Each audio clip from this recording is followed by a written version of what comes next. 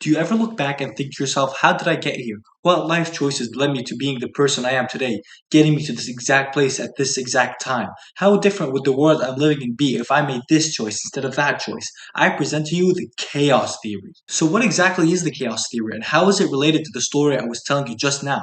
Think of an embarrassing moment in your life. Perhaps it was the time your parents caught you playing video games instead of studying. This caused your parents to punish you. This then caused you to reevaluate your life choices and take school more seriously. And before you know it, your life is moving in a whole new direction just because of one moment. So the chaos theory states that while some things appear to be arbitrary and random, there are patterns underlying every action.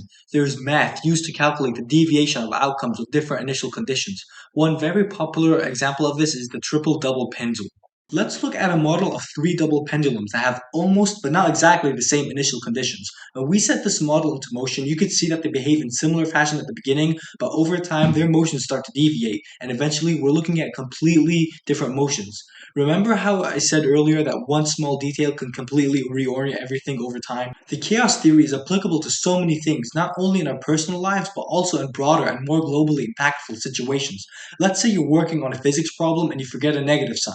The more you work on the math, the more inaccurate it gets. And before you know it, the rocket full of scientists you sent to go to Mars is suddenly heading into the sun, all because you forgot a negative sign. My point is, nothing in this world is random. Everything is a direct result of the things that happened before and a direct cause of the things that will happen in the future.